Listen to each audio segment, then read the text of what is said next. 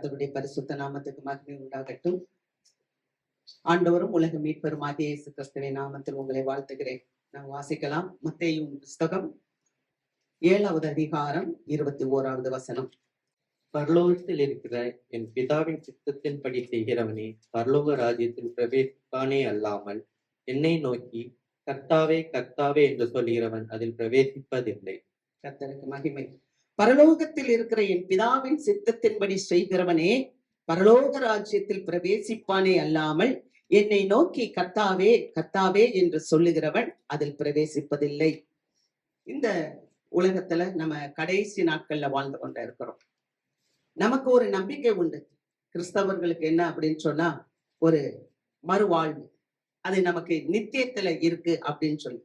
அதனாலதான் ஆண்டவராகிய இயேசு கிறிஸ்து அவருடைய வாக்கிய வசனத்துல சொல்லும் போது சொல்லுகிறாரு, துயரப்படுகிறவர்கள் நீங்கள் பாக்கியவான்கள், நீங்கள் ஆறுதல் அடைவீர்கள். அல்லேலூயா. அப்ப கிறிஸ்துவின் நிமித்தமாக இந்த உலகத்துல பலவிதமான கஷ்டங்களை, நெருக்கங்களை, இடுக்கங்களை, பாடுகளை அனுபவிக்கிற பிள்ளைகளுக்கு ஒரு சந்தோஷமான இடம் எதுன்னா பரலோகம். ஆமென். ஆகவேதான் ஆண்டவராகிய இயேசு கிறிஸ்து சொல்லுகிறார், பரலோகத்தில் இருக்கிற என் பிதாவின் சித்தத்தின்படி செய்கிறவனே பரலோக ராஜ்யத்தில் பிரவேசிப்பான். ஆமென். அதை விட்டுட்டு ஆண்டவரே ஆண்டவரே நான் உம்முடைய பிள்ளை அப்படின்லாம் சொன்னா நம்ம அதுக்குள்ள போக மாட்டோம் அப்படின்னு சொல்லி ஆண்டவர் இயேசுவானவர் எச்சரிப்பாய் அவங்க மக்களோட பேசுறார். அல்லேலூயா.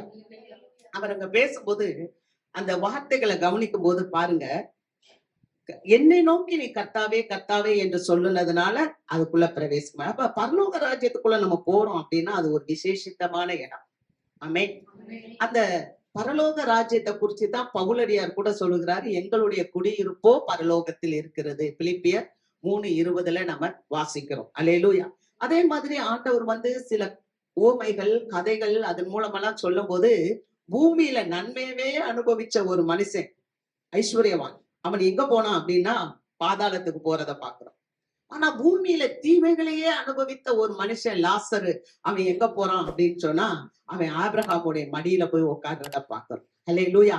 அப்ப ஒருவேளை நம்ம கிறிஸ்துவை நேசிக்கிறோம், ஆண்டவரிடத்துல அன்பு கூறுகிறோம், ஆனா பல பாடுகளுக்குள்ளாக இருக்கிறேன் அப்படின்னாலும், பாடுகளுக்குள்ள இருந்தாலும் உங்களுக்கு தேவன் ஒரு பரம வாசஸ்தலத்தை ஆயத்தம் பண்ணி கொண்டு இருக்கிறார். அல்லேலூயா. ஆனால் அந்த வாசஸ்தலத்தை ஆயத்தம் பண்ற இடத்துக்கு போறதுக்கு நம்ம என்ன செய்யணும்னா அவருடைய சித்தத்தை செய்ய வேண்டும். ஆமென். கர்த்தருக்கு மகிமை. பாருங்க, இந்த ஏர்போர்ஸ் கோட்ரஸ் எல்லாம் பாத்துங்க, எத்தனை பேர் போயிருக்கீங்கன்னு தெரியல. நான் போயிருக்கேன். நான் போகும்போது பாத்தீங்கன்னா ஆபீசர்ஸ்க்குன்னு சொல்லி ஒரு தனி இடம் இருக்கும். மிடில் ஒர்க் பண்றவங்க, அட்மினிஸ்ட்ரேஷன்ல இருக்கிறவங்க மற்ற மாதிரி அவங்களுக்கு ஒரு இடம் அங்க அதுக்குள்ளேயே இருக்கும். அதே மாதிரி லோ கிளாஸ் ஒர்க்கர்ஸ் கீழே இருக்கிறவங்களுக்கு தனியா ஒரு இடம் இருக்கும். அப்ப நான் யோசிப்பேன், நான் அப்ப அது உள்ள போவேன். முந்தி அங்க போய் நிறைய மக்களை சந்திக்க போகும்போது பார்ப்பேன், ஏன் இப்படி வித்தியாசமா இருக்கு அப்படின்னு சொன்னா, அங்க அதிகாரம் ஆளுகை செய்கிறது. டாப் பீப்புள், உயர்ந்த அதிகாரத்துல இருக்கிறவங்களுக்கு ஒரு இடம், சாதாரணமான ஒர்க்கர்ஸ் அப்படி இருக்கிறவங்களுக்கு ஒரு இடம் அப்படின்றாங்க. அப்ப அதிகாரம்.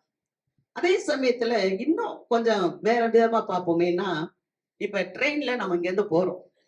இப்ப ஒரு ட்ரெயின்ல நம்ம இங்க இருந்து வெளியில போகும்போது தேர்ட் கிளாஸ்ல போறவங்களும் இருக்காங்க, அன்ரிசர்வ்ல போறவங்களும் இருக்கிறாங்க, ஃபர்ஸ்ட் கிளாஸ்ல போறவங்களும் இருக்கிறாங்க. அல்லேலூயா. அன்ரிசர்வ்ல போறவங்க கூட ஃபர்ஸ்ட் கிளாஸ்ல போக முடியும். ஏமே. அல்லேலூயா. நான் ரிசர்வ் பண்ண முடியாம அன்ரிசர்வ்ல தான் இது வரைக்கும் போயிட்டு இருந்தேன். ஏன்னா அது குறைஞ்ச காசு, நான் ஏறி போயிருவேன், அதுக்கு ரிசர்வ் பண்ண வேண்டாம் அப்படின்னா கூட அவங்கள்ட்ட காசு வந்துருச்சுன்னா அவங்க கூட ஃபர்ஸ்ட் கிளாஸ்ல போக முடியும். ஆமென். அப்ப இந்த உலகத்துல எது ஆளுகை செய்யுதுன்னா பணம் ஆளுகை செய்யுது. ஆமென். ஒரு இடத்துல பணம் ஆளுகை செய்கிறது, ஒரு இடத்துல அதிகாரம் ஆளுகை செய்கிறது. அப்ப இன்னொரு இடத்துல பாத்தீங்கன்னா இப்ப எப்படி தெரியாது, ஆனா நான் கொஞ்ச நாளைக்கு முன்னால என்ஜிஓ அப்படின்னு சொல்ற ஒரு நிறுவனத்துல கொஞ்ச நாள் இருந்தேன், ஒர்க் பண்ணிட்டு இருந்தேன். அப்ப ஒரு 30 வில்லேஜஸ்க்கு நான் போயிட்டு இருந்தேன். அந்த வில்லேஜஸ்ல பாத்தீங்கன்னா ஒரு பகுதி காலனின்னு இருக்கும், ஒரு பகுதி ஊர் அப்படின்னு இருக்கும். காலனி மக்கள் ஊருக்குள்ள வரக்கூடாது. ஊர்ல இருக்கிறவங்க காலனி மக்கள் கிட்ட போக மாட்டாங்க. அப்படின்னா அங்க எது ஆட்சி செய்கிறது? சாதியம். நீ உயர்ந்த சாதி, தாழ்ந்த சாதி அப்படின்னு சொல்லி. ஆக மொத்தத்துல இந்த உலகத்தை பார்த்தா அதிகாரங்களும் பணங்களும் சாதியங்களும் ஆட்சி செய்து கொண்டிருக்கு. ஆனா பரலோகத்துல பாத்தீங்கன்னா அங்க அதுவெல்லாம் கிடையாது. ஆமென். அங்கே வசனம் தெளிவா சொல்லுது, ஏழை என்றும் இல்லை, பணக்காரன் என்றும் இல்லை, அடிமை என்றும் இல்லை, சுயாதீனன் என்றும் இல்லை, ஆண் என்றும் இல்லை, பெண் என்றும் இல்லை. கலாத்தியர் 3வது அதிகாரம் 28வது வசனத்தில் பவுல் சொல்லுகிறார். ஆக அப்ப யார் அங்க அப்படின்னா, இந்த உலகத்துல காணப்படுகிற டிவிஷன்ஸ் மாதிரி அங்க இல்ல, வேறுபாடுகள் இல்ல. அங்க எல்லாம் ஒன்னே ஒண்ணு என்னன்னா, தேவனுடைய சித்தத்தின்படி செய்கிறவங்க பரலோகத்துல இடம் பெயர்வார்கள். அல்லேலூயா. தேவனுடைய சித்தத்தை செய்யணும். என்னுடைய சித்தம் இல்ல, காட்ஸ் வில். தேவனுடைய சித்தம், அவருடைய விருப்பம். அப்ப சித்தம் சித்தம் அப்படின்னே சொல்றீங்களே, அவருடைய சித்தம்னா என்ன? நாங்க ஆயத்தமா இருக்கிறோம். சபையாரியாகிய நாங்க ஆயத்தமா இருக்கிறோம். ஏன்னா நாங்கெல்லாம் வேறு பிரிக்கப்பட்டவர்கள், தெரிந்து கொள்ளப்பட்டவர்கள், நாங்க அழைக்கப்பட்டவங்க. அப்பாவுடைய சித்தம் என்ன? ஏன்னா நாங்கள் பரலோகத்துக்கு உரியவர்கள். அல்லேலூயா. அப்படிதான் நீங்க பேசுறதா என்னுடைய காதுக்கு வருது. கர்த்தருக்கு மகிமை. அப்ப தேவனுடைய சித்தம் என்ன? நம்ம வாசிக்கலாம். 1 தீமோத்தேயுவின் புஸ்தகம் 2வது அதிகாரம் 4வது வசனம். எல்லா மனுஷரும் ரட்சிக்கப்படவும் சத்தியத்தை அறிகிற அறிவை அடையவும் அவர் சித்தமுள்ளவராய் இருக்கிறார். எல்லா மனுஷரும் ரட்சிக்கப்படவும் சத்தியத்தை அறிகிற அறிவை அடையவும் அவர் சித்தம் உள்ளவராய் இருக்கிறார். அவருடைய சித்தம் என்ன? அவருடைய எண்ணம் என்ன? அவருடைய விருப்பம் என்ன? நம்மளுடைய விருப்பம் இல்ல, அவருடைய விருப்பத்தின்படி நம்ம செய்யும் போது நம்ம பரலோகத்துக்கு போகிறோம். அல்லேலூயா. அதை இயேசுவானவரே சொல்லுறார். அப்ப அவருடைய சித்தம் என்ன அப்படின்னு சொன்னா, எல்லா மனுஷரும் ரட்சிக்கப்படணுமா? கர்த்தருக்கு மகிமை. அல்லேலூயா. அப்ப எல்லா மனுஷரும் ரட்சிக்கப்படணும்னு சொன்னா, யார் தேவன் என்பதை அறிந்து கொள்ள வேண்டும் என்பதை ஆண்டவர் விரும்புகிறார். ஆமென். நீங்க அடுத்த வசனத்தை வாசிங்க. 5வது வசனம். தேவன் ஒருவரே, தேவனுக்கும் மனுஷருக்கும் மத்தியஸ்தர் ஒருவரே. இது தெரியாதனாலதான் ஜனங்கள் ரட்சிக்கப்படல. ஒரே தேவன் தான்.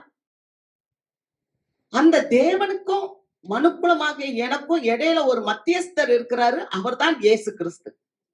அவர் அங்க சொல்லப்பட்டிருக்கு, மனுஷனாகிய இயேசு கிறிஸ்து. அல்லேலூயா.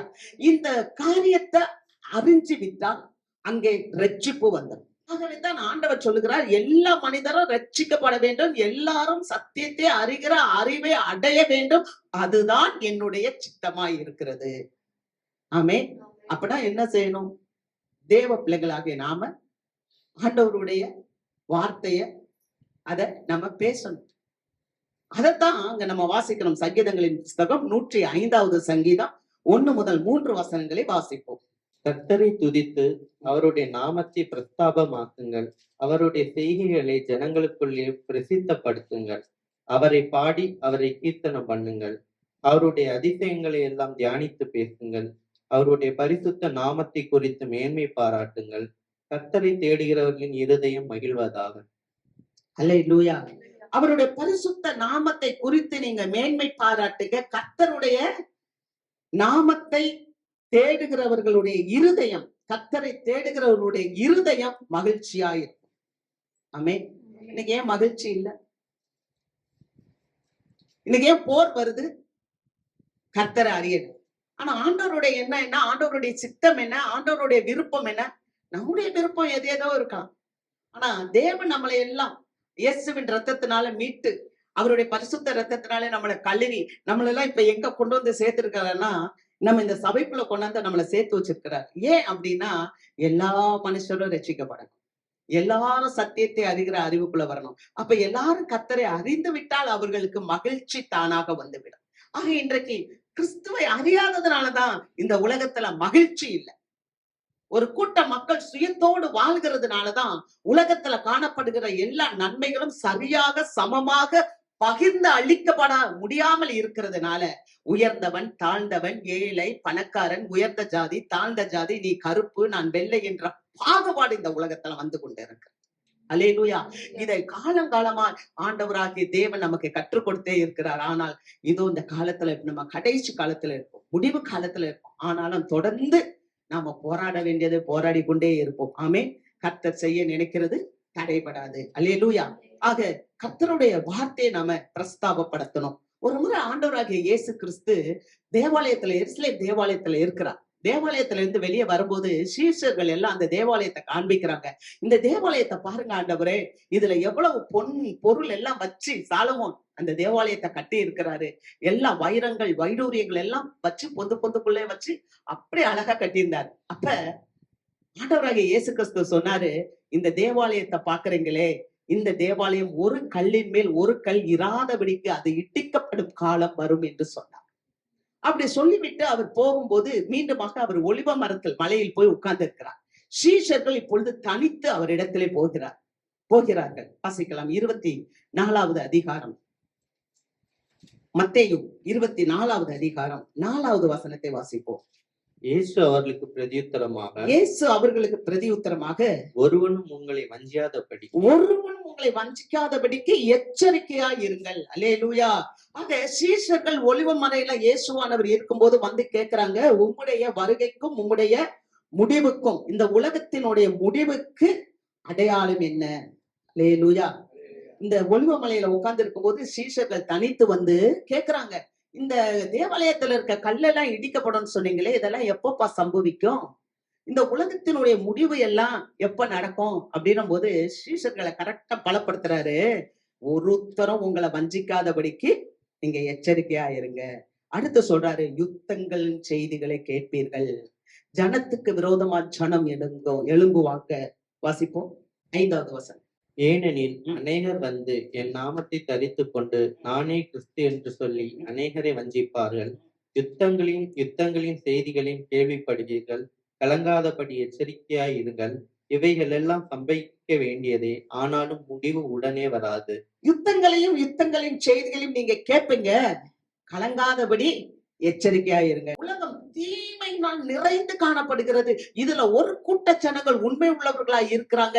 இந்த ஒரு கூட்ட ஜனங்களை மீட்பதற்காக நான் வருகிறேன். ஆகவே நீங்கள் யுத்தங்களை கேள்விப்படும் போது நீங்க கலக்காம நீங்க எச்சரிக்கையா இருங்க, நான் வரப்போகிறேன். அப்படி என்றால் சீஷர்கள் கேட்கிறார்கள், முடிவு எப்பொழுது வரும்? 14வது வசனத்தை வாசிப்போம். 14. ராஜ்யத்தினுடைய இந்த சுவிசேஷம் பூலோகம் எங்கும் உள்ள சகல ஜாதிகளுக்கும் சாட்சியாக பிரசங்கிக்கப்படும். அப்பொழுது முடிவு வரும். அல்லேலூயா. அப்ப முடிவு எப்ப வரும்? இந்த உலகத்தினுடைய முடிவு எப்போது வரும் என்றால், ஆண்டவர் சொல்லுகிறார், இந்த வசனம், இந்த சுவிசேஷம் பூலோகம் எங்கும் உள்ள மக்களுக்கு சாட்சியாக அறிவிக்கப்படும். எல்லாரும் அறிவிக்கணும். ஆகவே எல்லாருக்கும் அறிவிக்கப்பட வேண்டும். ஆமென். இயேசுவை தெரிந்தவர்கள் தெரியாதவர்களுக்கு அறிவிக்க வேண்டும். ஆண்டவருடைய வாஞ்சை என்ன தெரியுமா? ஆண்டவருடைய சித்தம் என்ன தெரியுமா? எல்லாரும் ரட்சிக்கப்பட வேண்டும். எல்லாரும் அவரை அறிகிற அறிவிலே வளர வேண்டும். அல்லேலூயா. எல்லாரும் சத்தியத்தை அறிய வேண்டும். அதுதான் அவருடைய வாஞ்சையா இருக்கிறது. கர்த்தருக்கு மகிமை. வாசிக்கலாம். பரலோக ராஜ்யத்துக்கு உள்ள போகணும்னு சொன்னா அதுக்கு ஒரு தகுதி வேணும். ஆமென். பரலோக ராஜ்யத்துக்குள்ள போகணும்னா ஒரு தகுதி வேணும். அதைத்தான் ஆண்டவர் சொன்னார். பிதாவினுடைய சித்தத்தை செய்கிறவங்க பரலோக ராஜ்யத்துக்குள்ள வருவாங்க. ஆமென். அப்ப அந்த சித்தம் என்ன அப்படின்னா, அவருடைய சித்தம் என்னன்னா எல்லாரும் ரட்சிக்கப்படணும், எல்லாரும் சத்தியத்தை அறிய வேண்டும். அப்ப யாரு தேவனுடைய ராஜ்யத்துக்குள்ள போக முடியாது அப்படின்னு பவுல் சொல்றாரு. 1 கொரிந்தியர் 6வது அதிகாரம் 9 முதல் 12 வசனங்கள். அநியாயக்காரர் தேவனுடைய ராஜ்யத்துக்குள் சுதந்திரிப்பதில்லை என்று சுதந்திரிப்பதில்லை என்று அறியீர்களா? அறியீர்களா? வஞ்சிக்கப்படாதிருங்கள். வஞ்சிக்கப்படாதிருங்க. வேசி மார்க்கத்தாரும் வேசி மார்க்கத்தாரும் விக்கிரகாராதனைக்காரரும் விக்கிரக ஆராதனைக்காரரும் விபச்சாரக்காரரும் விபச்சாரக்காரரும் சுய சுய புணர்ச்சிக்காரரும் புணர்ச்சிக்காரரும் ஆண் ஆண் புணர்ச்சிக்காரரும் புணர்ச்சிக்காரரும் திருடரும் திருடரும் பொருளாசைக்காரரும் பொருளாசைக்காரரும் வெறியரும் வெறியரும் உதாசீனரும் உதாசீனரும் கொள்ளைக்காரரும் கொள்ளைக்காரரும் தேவனுடைய ராஜ்யத்தை சுதந்திரிப்பது தேவனுடைய ராஜ்யத்தை சுதந்திரிப்பதில்லை. உங்களில் சிலர் இப்படிப்பட்டவர்களாய் இருந்தீர்கள். இப்படிப்பட்டவர்களாய் இருந்தீர்கள். ஆயினும் கர்த்தராகிய இயேசுவின் நாமத்தினாலும் கர்த்தராகிய இயேசுவின் நாமத்தினாலும் நமது தேவனுடைய ஆவியினாலும் நமது தேவனுடைய ஆவியினாலும் கழுவப்பட்டீர்கள், பரிசுத்தமாக்கப்பட்டீர்கள், நீதிமான்களாக்கப்பட்டிருக்கிறீர்கள். எல்லாவற்றையும் அனுபவிக்க எனக்கு அதிகாரம் உண்டு, ஆகிலும் எல்லாம் தகுதியாயிராது. எல்லாவற்றையும் அனுபவிக்க எனக்கு அதிகாரம் உண்டு, ஆகிலும் நான் ஒன்றிற்கும் அடிமைப்பட மாட்டேன். அல்லேலூயா. அப்ப பவுலடியார் ஒரு சில காரியங்கள் எல்லாம் சொல்லி, அநியாயக்காரர் தேவனுடைய ராஜ்யத்துக்குள்ள பிரவேசிக்க முடியாது, பரலோகத்துக்குள்ள பிரவேசிக்க முடியாது, அது தெரியுமா உங்களுக்கு? நீங்க வஞ்சிக்கப்படாம இருங்க அப்படின்னு கொரிந்திய சபைக்கு சொல்லுகிறார்.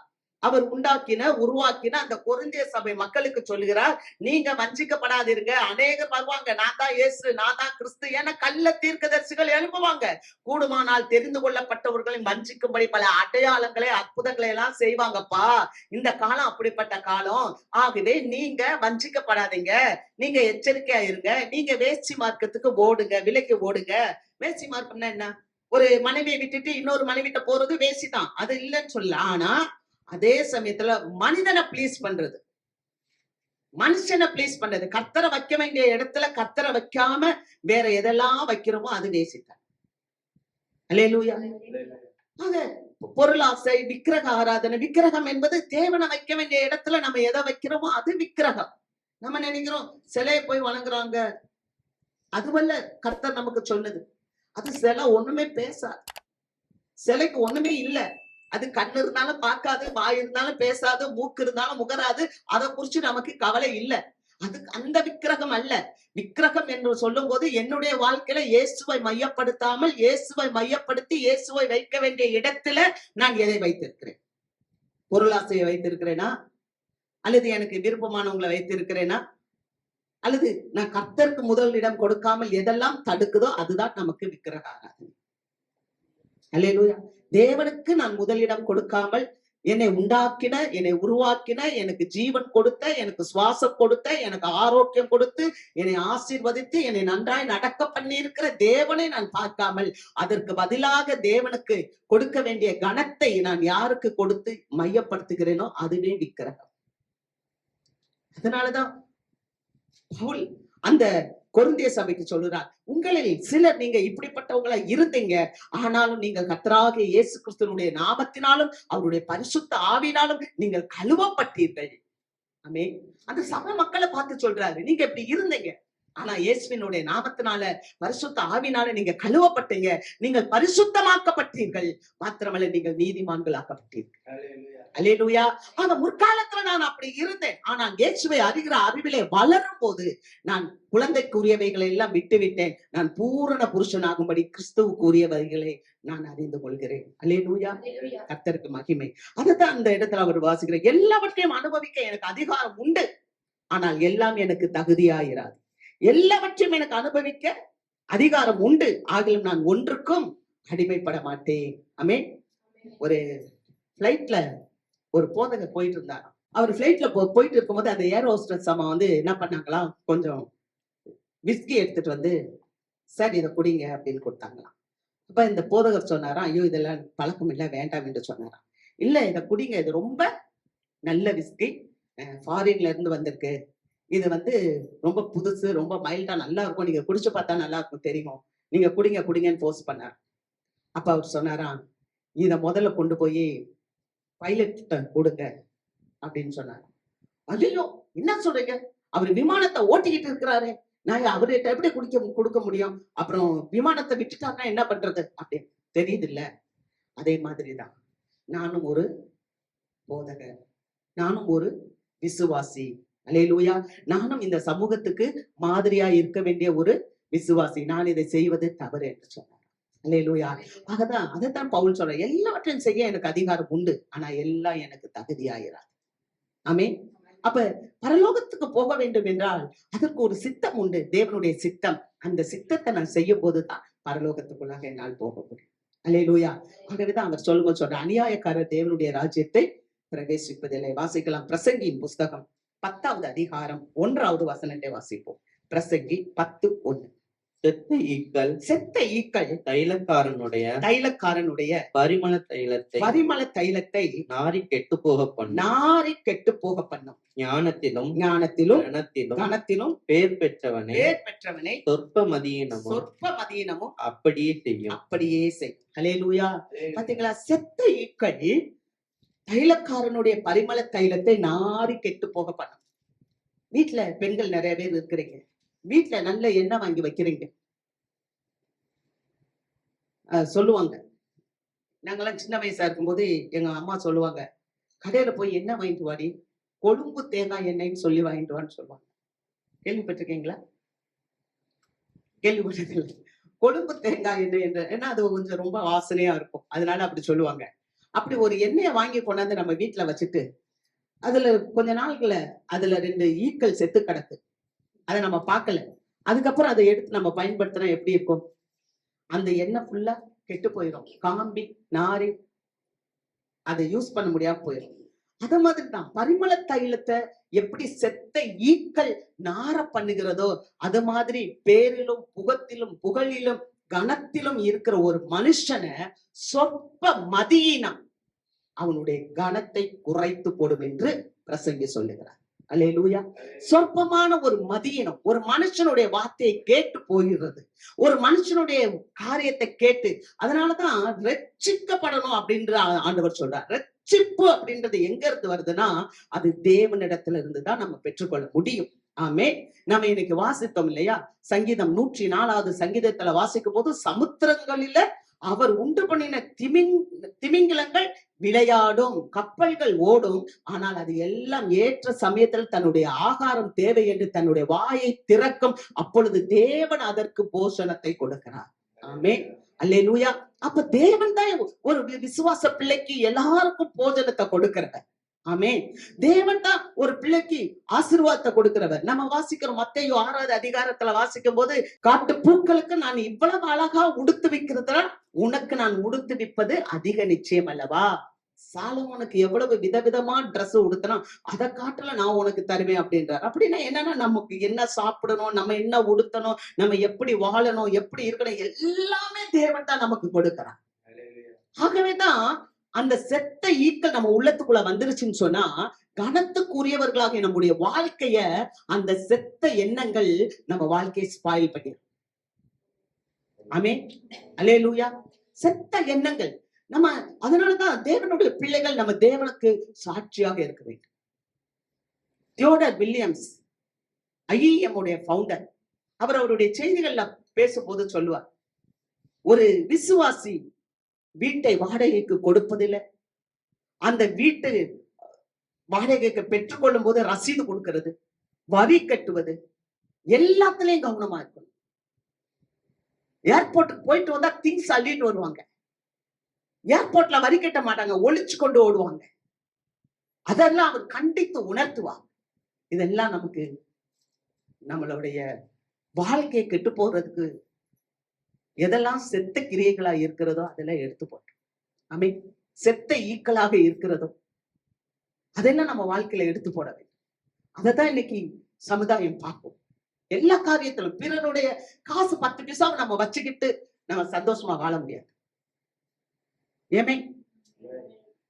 அடுத்தவங்க காசுல 10 பைசா நம்ம வச்சுக்கிட்டு அது எனக்கு போதும், அது எனக்கு நன்மை, கடவுள் தான் நம்மளை ஆசீர்வதிக்கும். இன்னைக்கு நிறைய பேருக்கு இன்னைக்கு கிறிஸ்தவத்துக்கு தடையா இருக்க காரணமே, கிறிஸ்தவர்களே கிறிஸ்துவுக்கு விரோதமா எழும்புகிறதுக்கு காரணமே, சில கிறிஸ்தவர்களை பார்த்து பொறாமைப்படுறதுக்கு காரணமே என்னன்னா, அவர்களுடைய ரட்சிப்பு தேவனிடத்தில் இருக்கிறது என்பதை விசுவாசிக்கிறது இல்லை. அவர்களுடைய ரட்சிப்பு தனக்குள்ளாகவே இருக்கிறது என்று சொல்லி தீமையான காரியத்தை செய்து கொள்கிறார். கர்த்தருடைய மக்களே, ஆண்டவர் நமக்கு இன்னைக்கு தெளிவா பேசுகிறார்.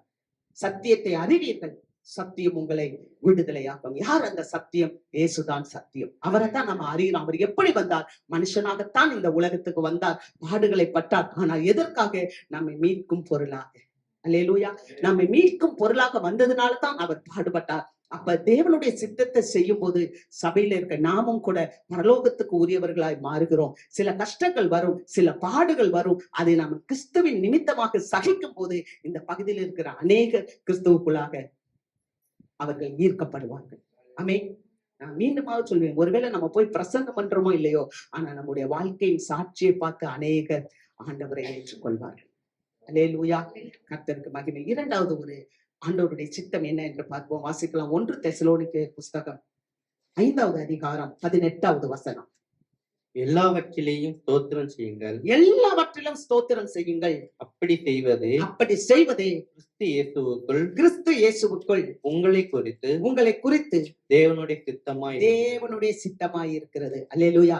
முதலாவது தேவனுடைய சித்தம் என்ன அப்படின்னு சொன்னா, எல்லாரும் ரட்சிக்கப்படணும், எல்லாரும் சத்தியத்தை அறிகிற அறிவை அடைய வேண்டும். அதுதான் முதல் சித்தம் ஆண்டவருக்கு. இரண்டாவது சித்தம் என்னன்னா, நீங்க எல்லாவற்றுக்கும் ஸ்தோத்திரம் செலுத்த வேண்டும். அல்லேலூயா. எல்லாவற்றுக்காக எப்பொழுதும் நீங்கள் ஸ்தோத்திரம் செய்யுங்கள். அதுதான் ஆண்டவர் உங்க மேல வைத்திருக்கிற சித்தம், நோக்கம். அதுதான் என்ன அப்படின்னா, எல்லாத்துக்கும் ஸ்தோத்திரம் செலுத்தணும். விசுவாசிகளுடைய வாழ்க்கையில பல பாடுகள் வரும், பல கஷ்டங்கள் வரும். நான் சொல்றேன், நீங்க தீமை செய்வதால் மாத்திரம் கஷ்டங்கள் வராது. நீங்கள் நன்மை செய்யும் போதும் உங்களுக்கு கஷ்டங்கள் வரும். நீங்கள் நீதிமானா இருக்கும் போதும் உங்களுக்கு கஷ்டங்கள் வரும். ஏன்னா தேவன் அவருடைய பிள்ளைகளை சோதித்து அறிவார். அல்லேலூயா. நீங்கள் விசுவாசிகளோ என்று அவர் பரீட்சிப்பார். தங்கத்தை எப்படி கொள்ளன் உரசி பார்ப்பானோ அது மாதிரி தேவ பிள்ளைகளுக்கு என்ன சில சத்துருவின் போராட்டங்கள் வரும்போது ஆண்டவர் தேவ பிள்ளையை குறித்து என்ன தெரியுமா சொல்வாரு? சத்துருட்ட சாட்சி சொல்வார். நீங்க நினைச்சுக்க கூடாது இயேசுதான் உங்களுக்கு சோதனை தராருன்னு. பிசாசு வருவான். பிசாசு வந்து சொல்லுவான், யோபு வந்து பார்த்து சொன்னான், நீ இவனுக்கு நல்ல வீடு கொடுத்திருக்க, நல்ல வேலை, நல்ல பிள்ளைங்கள் எல்லாம் கொடுத்திருக்க, நிறைய செல்வங்கள் எல்லாம் கொடுத்திருக்க, அதனாலதான் அவன் உன்னை ஸ்தோத்திரம் பண்ணி உண்மை துதிக்கிறான். அதெல்லாம் எடுத்துருங்க அவன்கிட்ட இருந்து, அவன் உண்மை துதிக்கிறானா பாப்போம். எப்படி ஏசாமிட்ட வந்து பேசுறான், ஆண்டவருடைய சமூகத்துல வர்றான். பிசாசு எங்க இருக்கிறான்? அவன் பூமி எங்கும் சுற்றி தேவ சன்னதியில வந்து நிக்கிறானா. வந்து நின்னுட்டு யோபுவை பார்த்து சொல்றானா, யோபுக்கு நீங்க இதெல்லாம் கொடுத்திருக்கீங்க, இதெல்லாம் நீங்க எடுத்துருங்க, அவன் உண்மை தூசிக்கிறானா பாரு. அப்ப ஆண்டவர் சொல்றாரு, அவன் உத்தமன்றா, அவன் சன்மார்க்கன்றா, அவன் நீதிமான்றா, அவன் கர்த்தருக்கு பயப்படுறவன்டா, அவன் மேல போய் கவனம் வச்சியா? அவன் பாரு, நீ என்ன சோதனை கொடுத்தாலும் அவன் என்னை விட மாட்டான். அல்லேலூயா. சொல்லிட்டு சொல்றாரு, அவன் ஜீவனை மட்டும் தொட உனக்கு அதிகாரம் இல்லை. அவனை சோதிச்சுப்பா, அவன் ஜீவன் மேல கை வைக்காத. என்னாச்சு தெரியுமா?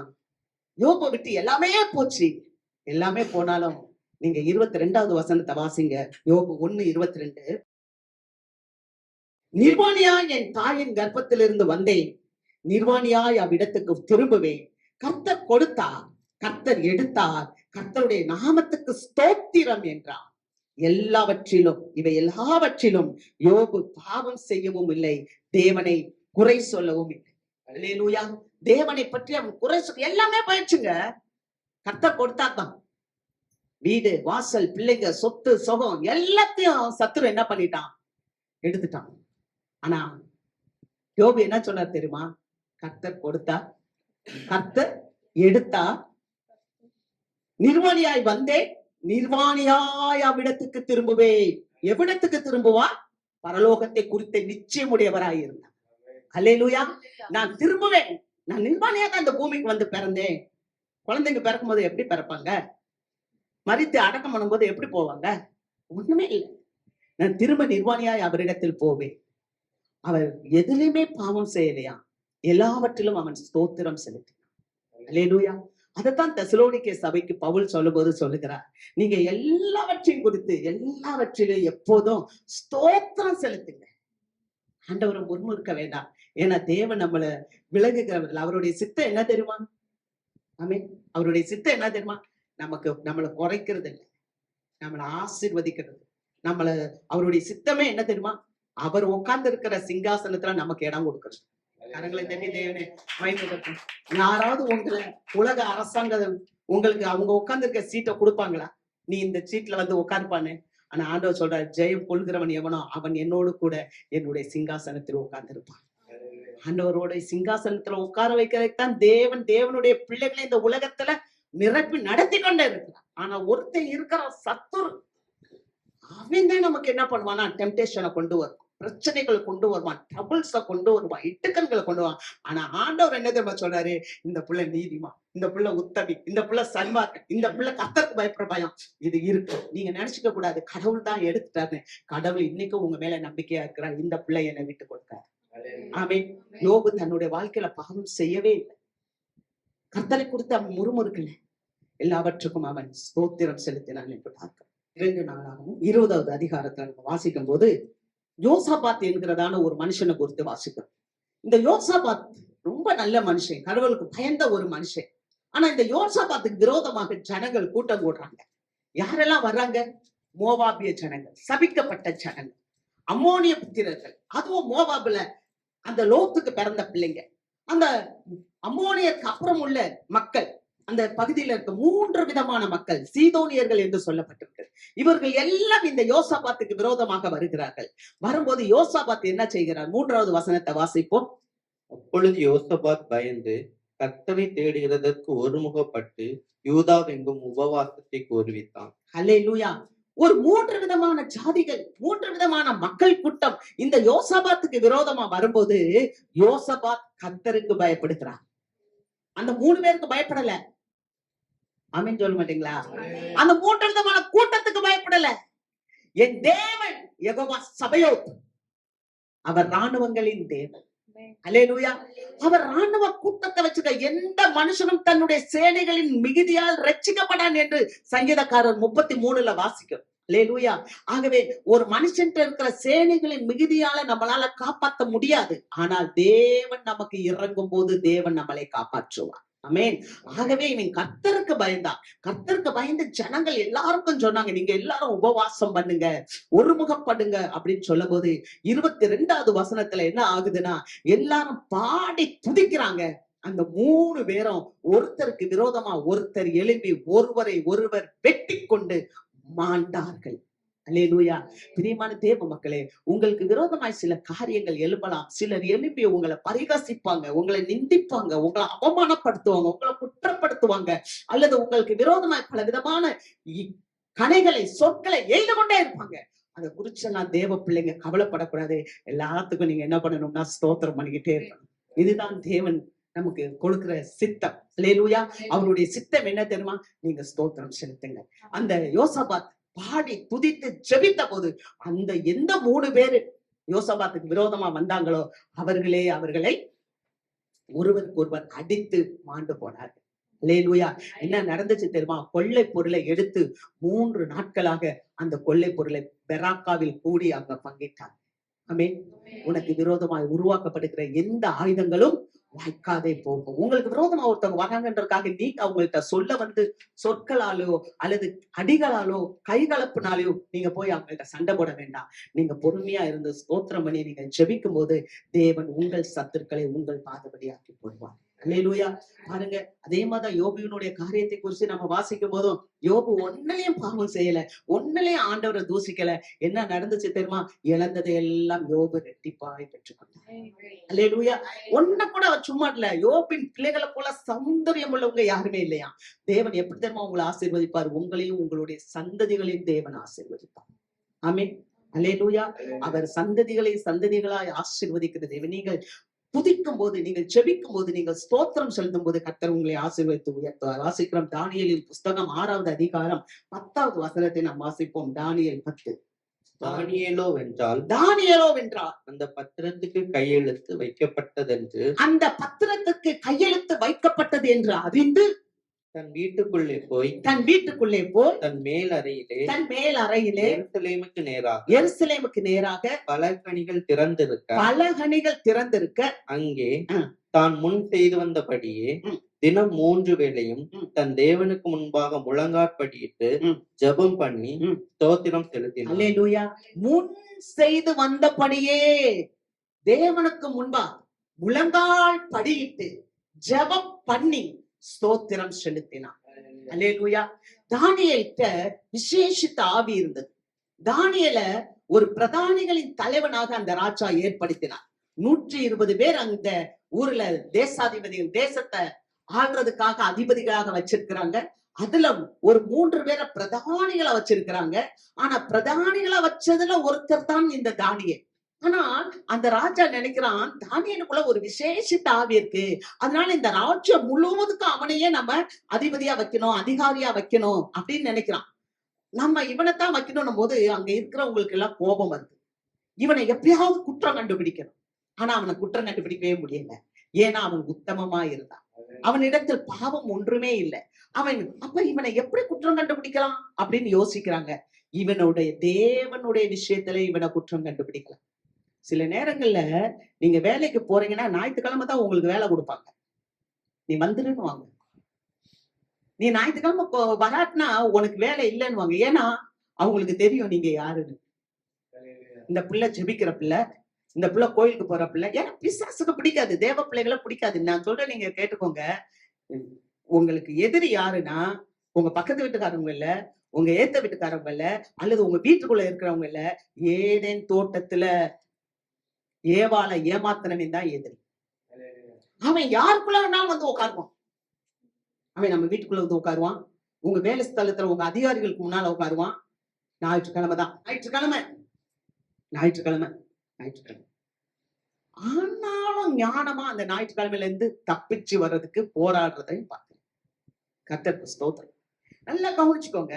அந்த தேவனுடைய வசன விஷயத்துல இவனை குற்றப்படுத்தணும். அதனால என்ன சொல்றான், அங்க இருக்கவங்க எல்லாரும் சேர்ந்து ஒரு கட்டளை போடுறாங்க. என்னன்னா 30 நாளைக்கு ராஜாவை தவிர யாரையுமே கும்பிடக்கூடாது, எந்த தெய்வத்தையும் வணங்கவே கூடாது, ராஜாவை மாத்திரம் தான் வணங்கணும், ராஜாவை வணங்காதவங்களுக்கு தண்டனை அப்படின்னு சொல்லி ஒரு தாக்கீதை ஏற்படுத்தி அந்த பத்திரத்துக்கு ராஜாவுடைய முத்திரையை வாங்கிட்டாங்க. மோதிரத்தை வச்சு முத்திரை போட்டாங்க.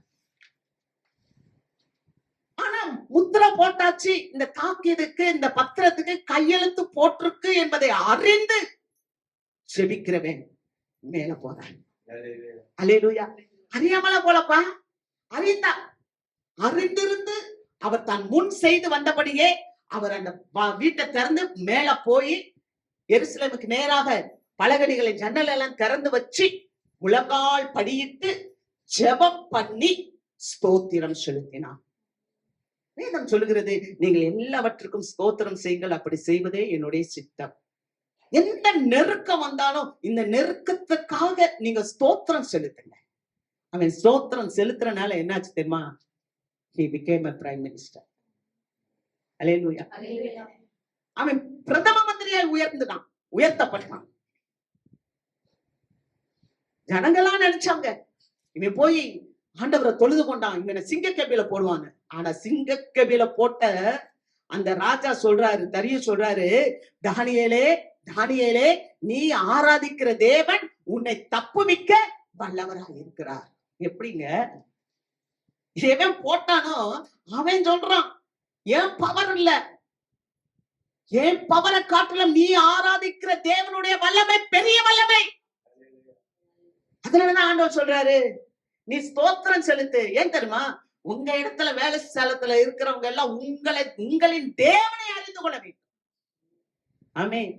அந்த தேவனை அறிந்து கொண்டனாலதான் அந்த தரியு சொல்றாரு, இந்த பூமியிலேயே தானியேலின் தேவனை போல ஒரு தேவன் இல்ல, இந்த பூமியில இருக்கவங்க எல்லாரும் இந்த தேவனை தான் வணங்க வேண்டும் என்று அடுத்த நிருபத்தை எழுதுறாரு. அல்லேலூயா. அதுதான் தேவனுடைய வில். எப்படி எல்லா இடத்துக்கும் ஒரே தேவனை நம்ம சொல்ல முடியும்? ஒரே தேவன், அவர் அனுப்பின குமாரனாகிய இயேசு கிறிஸ்துவ அறிந்து கொள்ள நம்ம எப்படி செய்ய வேண்டும்? எல்லாரும் ரட்சிக்கப்படணும், சத்தியத்தை அறியணும்னு சொன்னா எல்லா காரியத்திலும் நாம ஸ்தோத்திரம் செலுத்த வேண்டும். அல்லேலூயா. அங்க எல்லாத்துக்கும் நீங்க ஸ்தோத்திரம் செலுத்துங்க, நீங்கள் உயர்த்தப்படுவீர்கள். யோபு ஸ்தோத்தரித்தா, யோபு ரெட்டிப்பான கனத்துக்குரியவனாக இருந்தான். அல்லேலூயா. அந்த யோசபாத் துதித்து ஸ்தோத்தரிக்கும் போது அந்த 3 நபர்கள் எதிர வந்தார்கள். அவர்களுடைய கொள்ளை பொருள்கள் எல்லாம் இவர்கள் உடமையாக்கி கொண்டு 3 நாட்கள் அவர்கள் எல்லா கொள்ளை பொருள்களும் எரித்து ஆண்டவரை துதித்து பெராக்காவிலே கூடி தேவநாமத்தை உயர்த்தினார்கள். ஆமென். மூன்றாவது இங்க நம்ம வாசிக்கிறோம் தானியேலு அதே மாதிரி அவர் போய் ஜெபித்தார், தேவனுக்கு ஸ்தோத்திரம் செலுத்தினார். அடுத்து அவன் தேசம் முழுவதுக்கும் உயர்த்தப்பட்டார். அல்லேலூயா. கர்த்தர் உங்களையும் இந்த கால வேளையில அவருடைய சித்தத்தை செய்யும் போது இந்த பூமியிலையும் உயர்த்துவார், பரலோகத்திலும் உங்களுக்கு ஒரு இடத்தை கொடுப்பார். அல்லேலூயா. மூன்றாவது காரியம் 1 பேதுருவின் புஸ்தகம் 3வது அதிகாரம் 17வது வசனம்.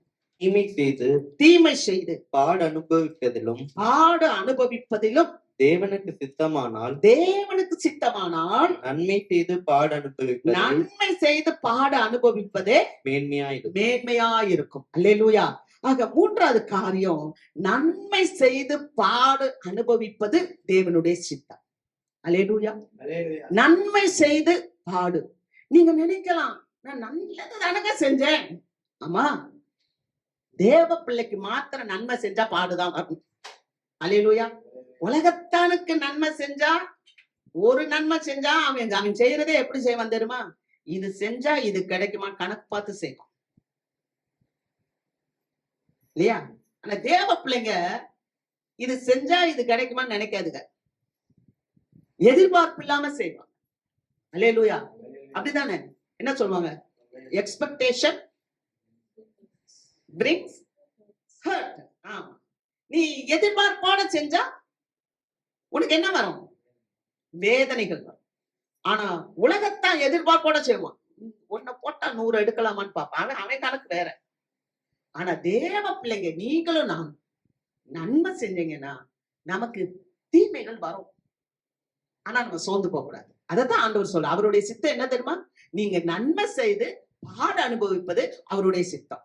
ஏன்னா இயேசு கிறிஸ்து நன்மை செய்கிறவராய் சுற்றி திரிந்தார். அல்லேலூயா. அவர் நம்ம அப்போஸ்தலர் 10வது அதிகாரம் 38ல வாசிக்கிறோம், நன்மை செய்கிறவராய் சுற்றி திரிந்தார், பிசாசுல அகப்பட்டவர்களுக்கு குணமாக்கினார், கண்ணு தெரியாதவங்களுக்கு கண்ணு பார்க்க வச்சார், முடவனை நடக்க வச்சார், சப்பானியரை நடக்க வச்சாரு, குஷ்டரோய்க்கு சொஸ்தமாக்கினார். இதெல்லாம் பார்த்தான் ஒரு கூட்டம். அவன் கையால் ஆகாதவன். ஒரு கூட்டம் இருக்கான், அவன் கையால் ஆகாதவன். அவன் என்ன பண்ணுவான்? இந்த ஆள் இவ்வளவு நன்மை செய்யறானே, எப்படி செய்யலாம்? உடனே ஒரு குறை கண்டுபிடிப்பான். ஓய்வு நாள்ல நீ எப்படி இப்படி எல்லாம் செய்யலாம்?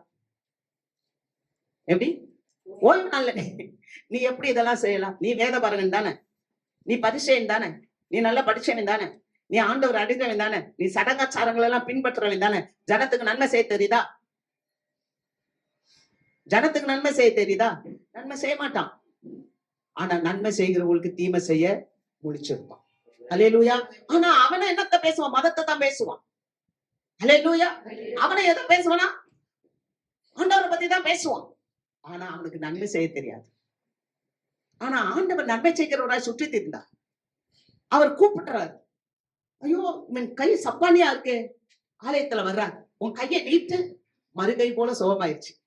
உடனே கேட்கிறான், நீ எப்படி ஓய்வு நாள்ல சுகம் கொடுக்கற? இயேசு போறாரு, கண்ணு தெரியாத ஒருத்தன், பிறவி குருடன்.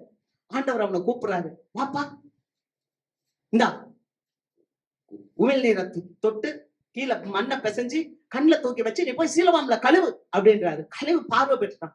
உன்னை இவங்களுக்கு கோபம் வந்துருச்சு, இப்படி எல்லாம் நன்மை செய்யறானே, ஜனங்க இவங்க பின்னால போயிட்டா என்ன பண்றது?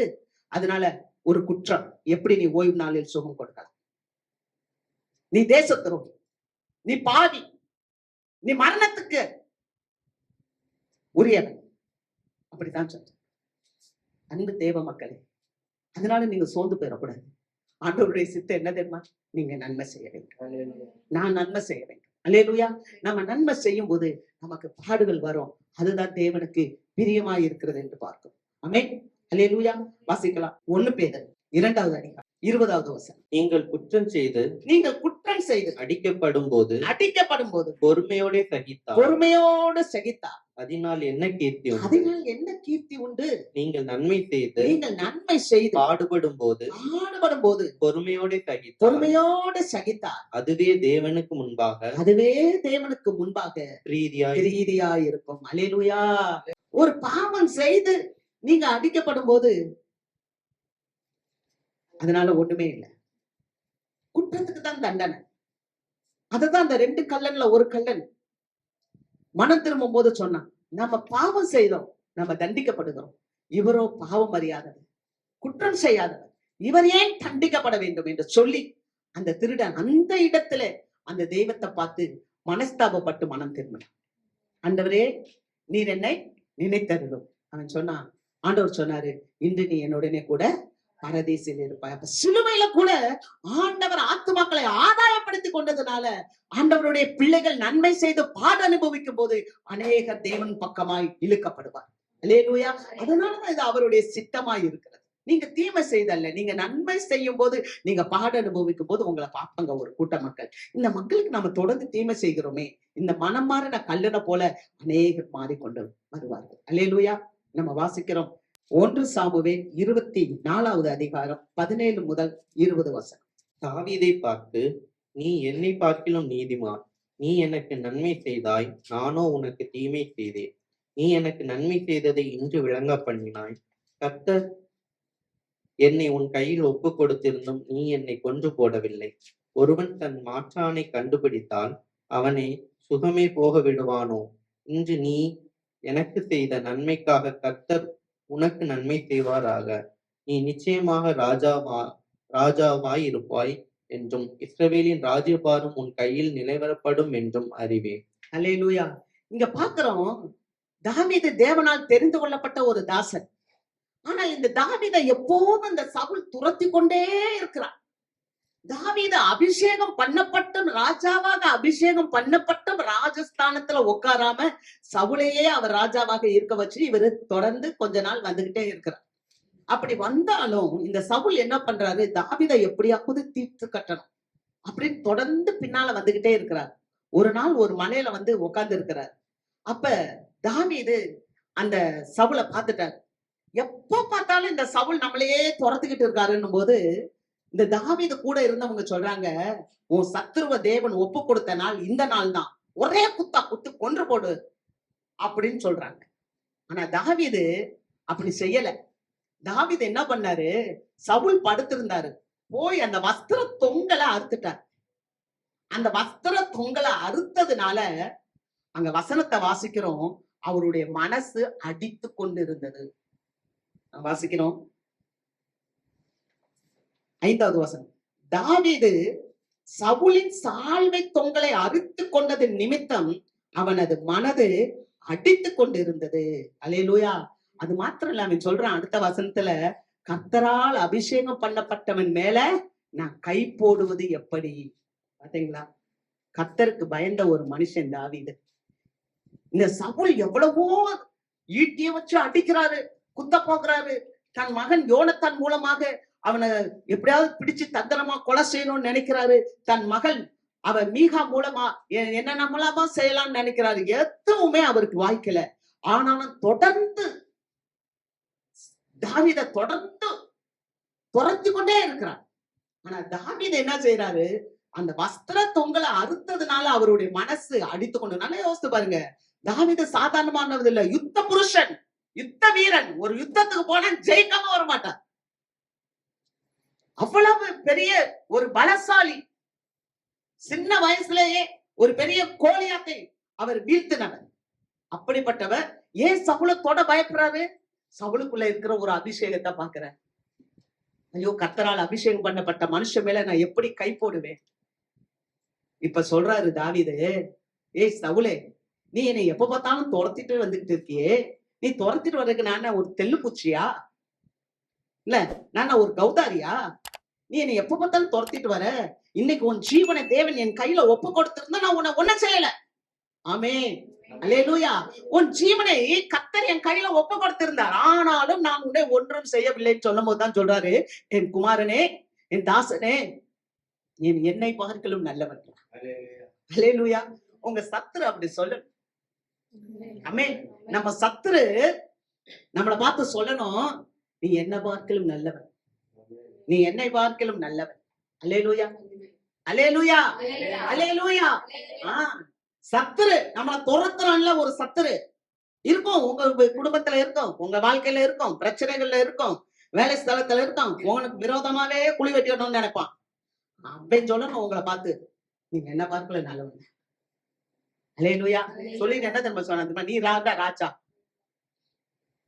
மகன் எல்லாம் இல்ல, மகன் ஜோனத்தான் எல்லாம் கிடையாது. நீதான்டா ராஜா அடுத்து. தேவன் அதை நிச்சயமாய் செய்வார். என்ன மாதிரியான ஒரு ப்ராஃபஸ், என்ன மாதிரியான ஒரு உண்மை. அல்லேலூயா. உங்களை ராஜாவாக்குறது தான் தேவனுடைய சித்தம். அல்லேலூயா, அல்லேலூயா. அப்படிதான் ஆக்குனாரு. தானியேல ஜெபிக்கிறதுனால உயர்த்தினாரு. ஆமென். நீங்க பெரிய காரியத்தை நினைங்க, அதுதான் சித்தம். எது சித்தம்? நம்ம எதையோ தேடுறோம். ஒண்ணுமில்லையே ஒண்ணுமில்லையே, அதெல்லாம் ஒண்ணுமே இல்லை. நிறைவானது வரும்போது, அத சத்தமா சொல்லுங்க, நிறைவானது ஓடிப்போம். நிறைவானது வந்துருச்சுன்னா, அவருடைய சித்தத்தை நம்ம செய்ய ஆரம்பிச்சிட்டோம்னா, முதல் சித்தம் எல்லாரும் ரட்சிக்கப்படணும், சத்தியத்தை அறிகிற அறிவுல வரும். இரண்டாவது சித்தம் எல்லாவற்றுக்கும் நம்ம ஸ்தோத்திரம் பண்ணணும். மூன்றாவது சித்தம் நன்மை செய்து பாட அனுபவிக்கணும். அல்லேலூயா. நான்காவது ஒரு சித்தத்தை சொல்லி இந்த செய்தியை நிறைவு செய்யும். 1 தெசலோனிக்கேயர் 4வது அதிகாரம் 3வது வசனம். நீங்கள் பரிசுத்தம் உள்ளவர்களாக வேண்டும் என்பதே நீங்கள் பரிசுத்தம் உள்ளவர்களாக வேண்டும் என்பதே தேவனுடைய சித்தமாய் இருக்கிறது. தேவனுடைய சித்தமாய் இருக்கிறது. அல்லேலூயா. சித்தம்னா என்ன? சித்தம்னா என்ன? நம்ம யோசிப்போம். பரலோகத்தில் இருக்கிற பிதாவின் சித்தத்தின்படி செய்கிறவனே பரலோக ராஜ்யத்தில் பிரவேசிப்பானே அல்லாமல் என்னை நோக்கி கர்த்தாவே கர்த்தாவே என்று சொல்லுகிறவன் அதில் பிரவேசிப்பதில்லை. அப்படின்னா என்னப்பா உங்களுடைய சித்தம்? பரலோக ராஜ்யத்துக்கு வரைக்கும் என்ன சித்தம்? முதல் சித்தம் எல்லாரும் ரட்சிக்கப்படணும், சத்தியத்தை அறியணும். அப்ப நம்ம ரட்சிக்கப்படணும், சத்தியத்தை அறியணும். மற்றவங்க ரட்சிக்கப்படுறதுக்கும் மத்தியவங்க சத்தியத்தை அறிகிறதுக்கும் நம்ம வாய்க்காலா இருக்கணும். அல்லேலூயா. ரெண்டாவது, எல்லாத்துக்காக நான் தோத்திரம் பண்ணணும். அதுதான் அவருடைய சித்தம். அதுதான் சித்தம். அப்ப பரலோகத்துக்குள்ள போயிருவோம். மூன்றாவது சித்தம் நன்மை செய்யணும், பாடு வந்தா ஏத்துக்கொள்ளணும். அல்லேலூயா. இப்ப நாலாவது என்னன்னா, நான் பரிசுத்தமா இருக்கணும். அல்லேலூயா. ஏன்னா அவர் பரிசுத்தர், ஆகவே நானும் பரிசுத்தமா இருக்கணும். அல்லேலூயா.